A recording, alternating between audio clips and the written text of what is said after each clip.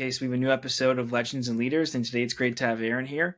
Aaron, you're the founder and CEO of an incredibly fast-growing pasta brand that I think is really changing what people expect from pasta. There's been a certain standard for a long time that Italian pasta is great, but it's not something that's necessarily so protein rich, and it's something that has many carbs. And there's been an expectation. You've decided to make a way more protein rich product, and it's really caught on and caught a lot of traction from people, and now it's become, I think, the fastest growing pasta brand in the US.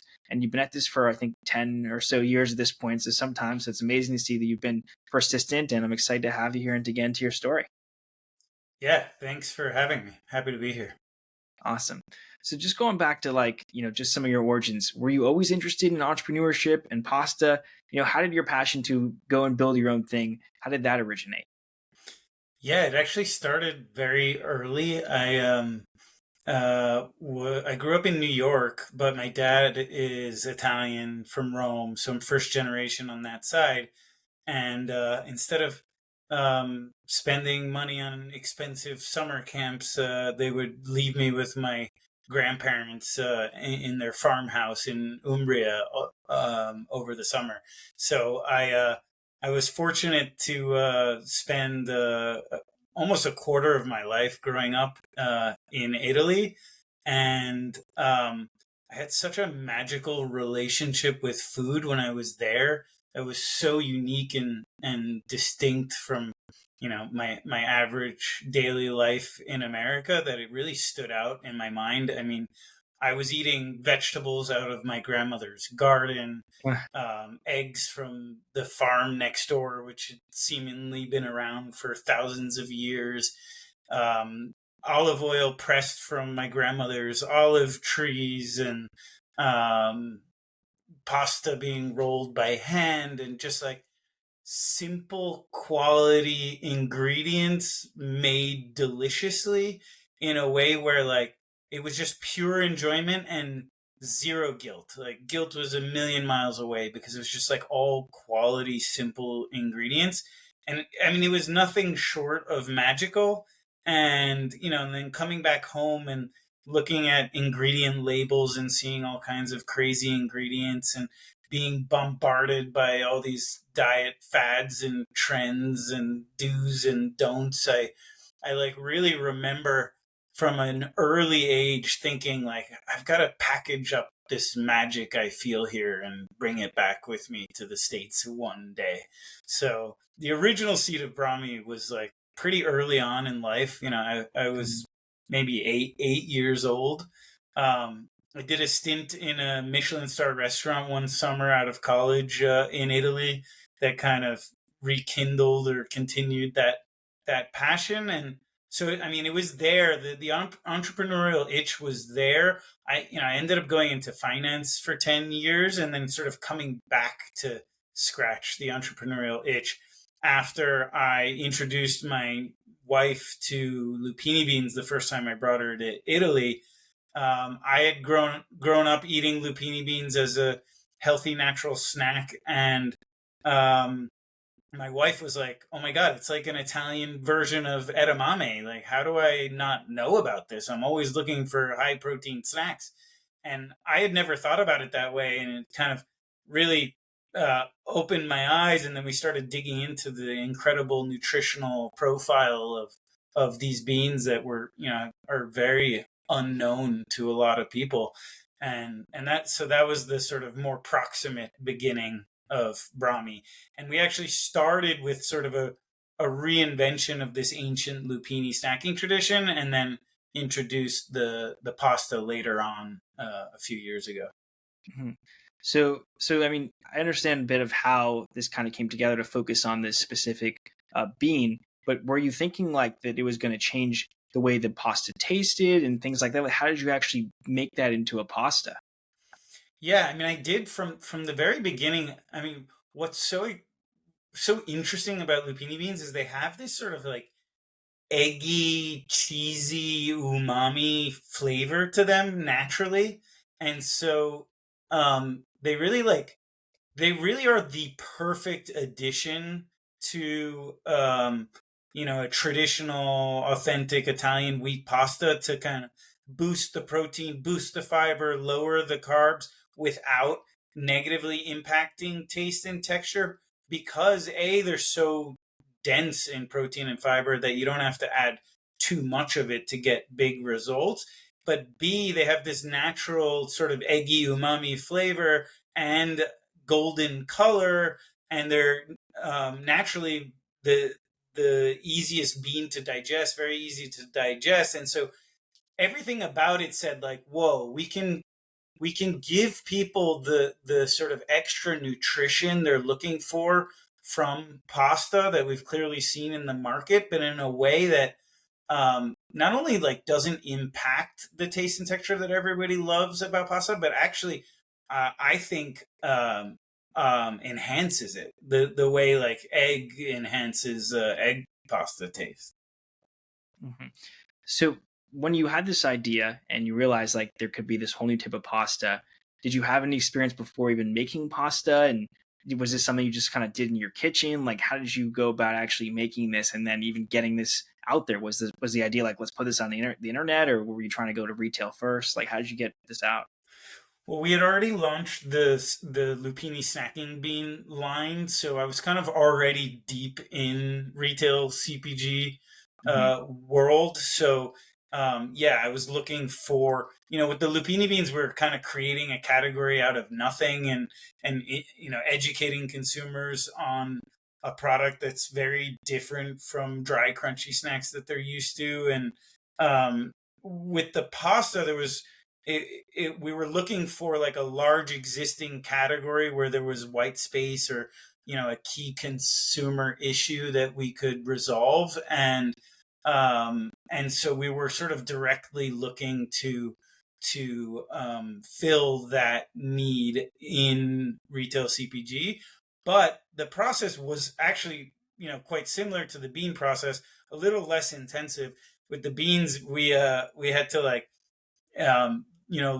it takes like 3-4 weeks to, it's like really like a slow food process with lupini beans before you sort of get the results. And so it was like very intensive. I had basically converted our place in Brooklyn where we were at the time into this like pickling laboratory.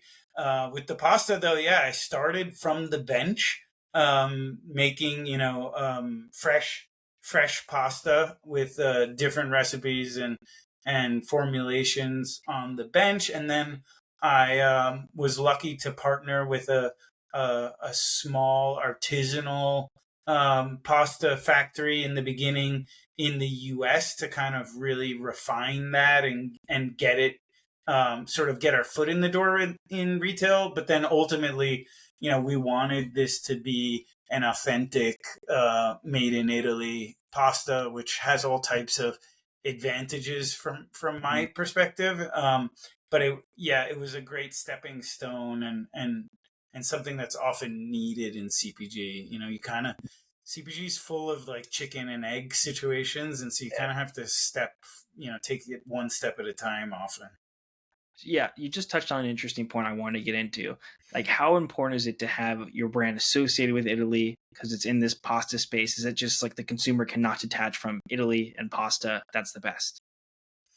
There's definitely a positive association. I mean, with Italy and food in general. One of the Uh-huh. interesting things, when we did our last brand refresh, we did a focus group, and one of the interesting things that came out of it was people love Italian food. I mean, it's the second most popular cuisine in America after American. After Mhm. burgers and fries, basically, is Italian, and followed by Mexican. And there's a lot of positive associations, like family style meals, Mhm. warmth and family. And but if you ask people like, how do you feel about Italian food, the answer was almost always guilty pleasure, which is kind of shocking for me and Yeah. and my experience growing up in Italy, where again guilt was like a million miles away. But interestingly, when we asked the same consumers, well, how do you feel about imported Italian food or Italian food in Italy? It was a totally different vision. It was, Mhm. olive oil, extra virgin olive oil based diet, much more like Mediterranean diet aligned, simple quality ingredients. So there is this sort of there is a very different view of imported or Italian food in Italy versus sort of Americanized Italian food, and that's actually what we're trying to do with Brahmi, is sort of transcend that and get people thinking that way every day about the food that they use, that they have in their pantry and use every day. So in that regard, I think it's important, although it's like probably number 6 7 on the list of importance. It's taste, price, protein, fiber, ingredients, or texture, fiber, ingredients, made in Italy. But it is that sort of extra stamp of approval and quality.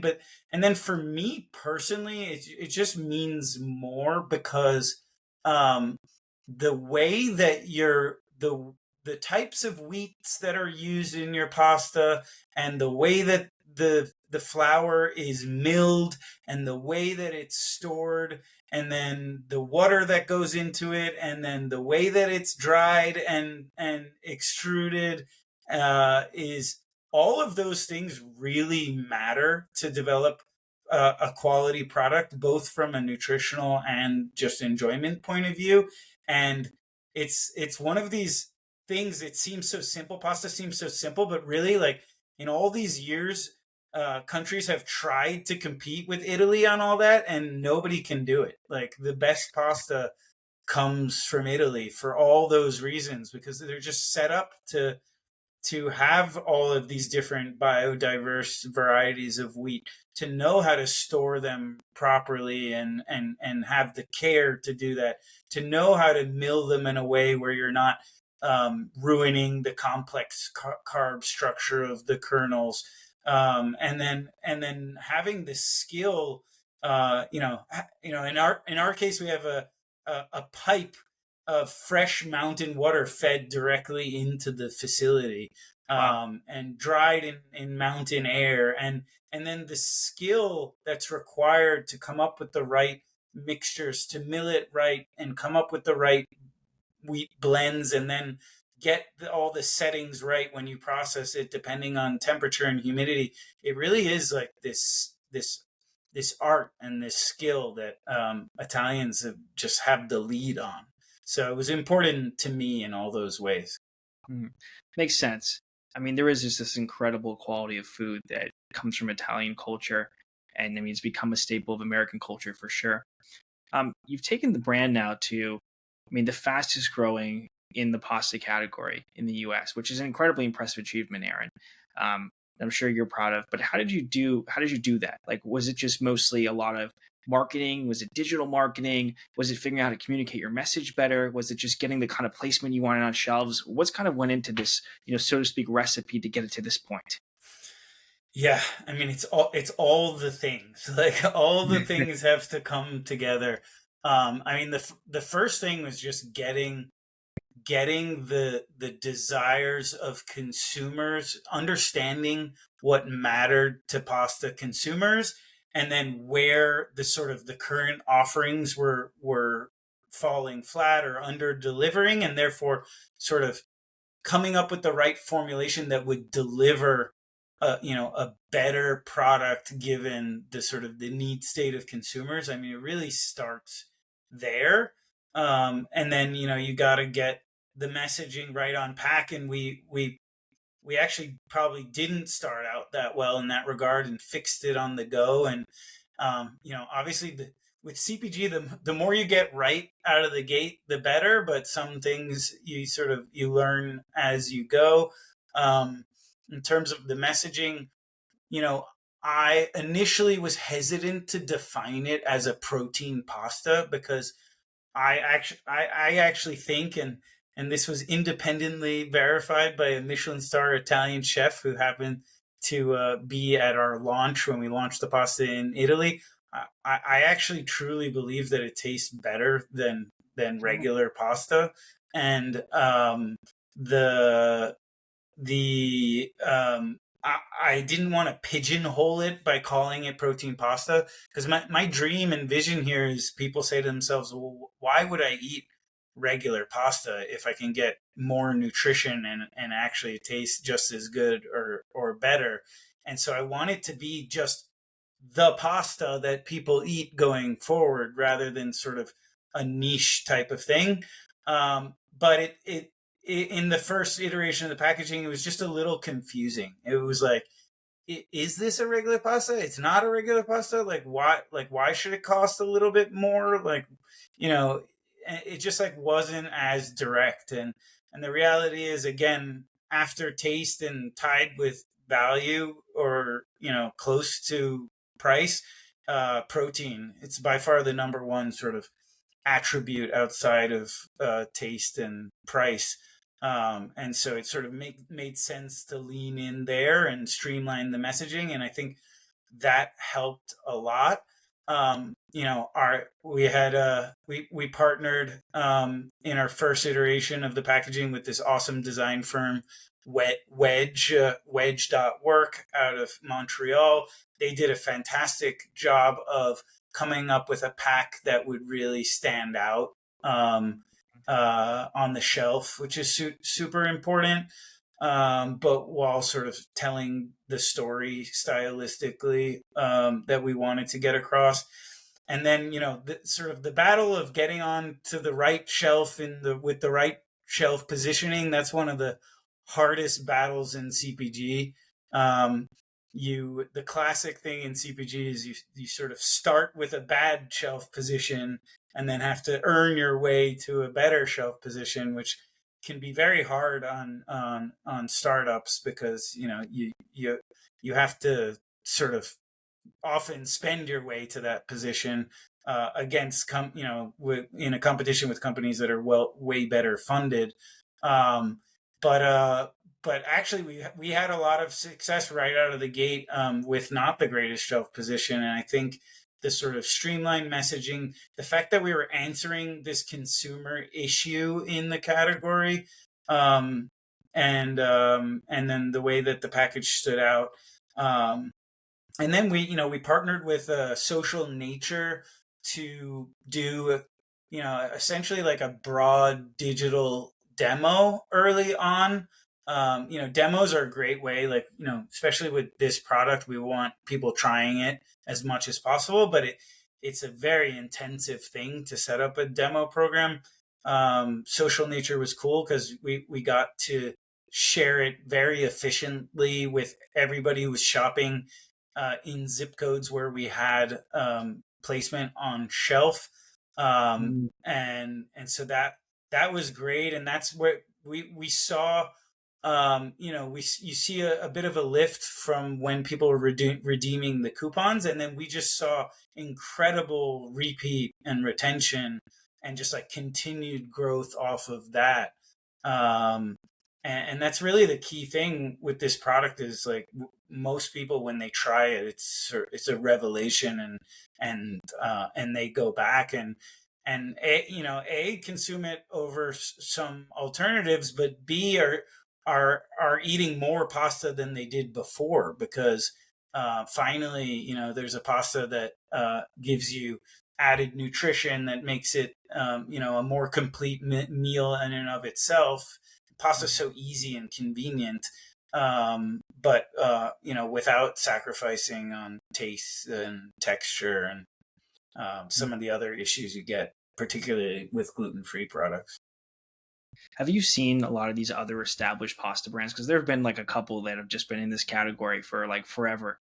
Have they tried to just make their product more like yours? Because they've seen like, protein rich is what really works out well. To have, more iconic and standout packaging is what's getting people to come to you. Have they tried to copy you, and like how have you handled that?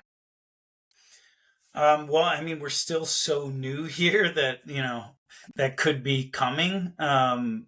So far, I haven't seen that. I mean, to be fair, Barilla has a product line called Barilla Protein Plus, which is quite similar in that they add legumes to a wheat based pasta. Like, our and and their ingredient deck is very clean, but they do use pea protein, protein isolate, for added protein. One of the things that we are really focused on is just using whole ingredients, non-modified ingredients. Protein isolates are made using a chemical process. I like to think that an Italian grandmother, a nonna, wouldn't have necessarily thought of adding lupini bean flour to her flour pasta recipe, but she would certainly recognize both ingredients, and it's just like simple quality whole ingredients that have just powerful nutritionals. And it's also worth pointing out that some conventional pastas use lower protein wheat varieties, but the authentic Italian pasta standard is to use high protein quality durum wheat. So you'd actually be surprised. Like Italian durum wheat pasta is not that low in protein in and of itself, and then when you add the lupini bean, you get even more. But also Barilla Protein Plus is not it's not made in Italy. It's not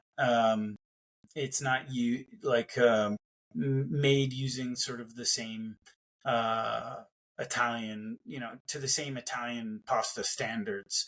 Our pasta is like very reminiscent of a top shelf imported Italian pasta, like a Rumo or a Rusticella, a Molizana. It's in that space, but with the sort of the added power of the protein and the fiber from the lupini bean, and we have more protein and fiber than some of the others. Again, with that sort of authentic pasta, and so that kind of is what really sets us apart, and that's like a very hard thing to do, to nail that quality and get the value right. We've sort of been very fortunate in our partnership in Italy, but it's not an easy thing to just come in and do. Hmm. So, what's the big picture vision for you now, Aaron? Like, what's kind of the end game, the overall goal? Where do you see this? Where do you see this going over the next 5 to 10 years? Yeah, I mean, Brahmi as a whole, my vision and my dream is to just make it easier for Americans to live the Italian good life that I was fortunate enough to live over the summers with my grandparents in Italy. And if even for 5-10 minutes a day, a family can have an elevated, authentic, easy, economical, convenient meal that the whole family can enjoy, and just have just a moment of an exhale.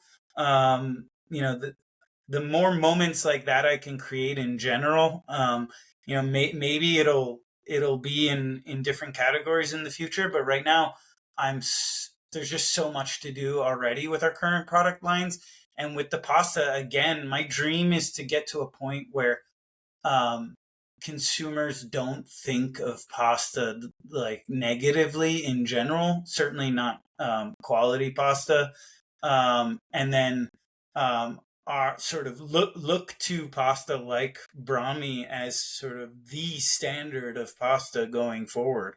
Again, like why would I not eat this when it's just as good or better, but has uh, more protein, more fiber, and fewer net carbs, and so my hope is that I never expect Americans to eat as much pasta as Italians, but it is amazing. Italians eat way more pasta than Americans, even though pasta is the number one go-to family meal in America, and Italians are live happy, healthy, longer lives. So there, I think pasta is a virtue, and my hope is to get America eating more and more pasta, and like either falling back in love with pasta, or falling more in love with pasta. And it's just like such a great way to sort of package that the good life in a way that can improve people's lives, especially these days as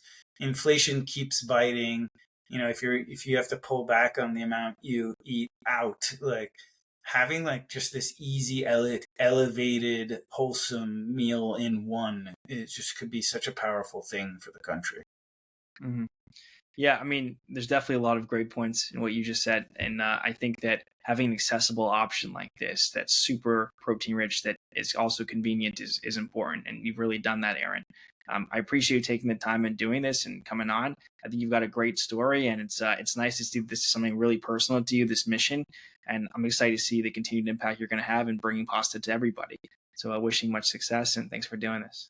Thank you. Thank you so much.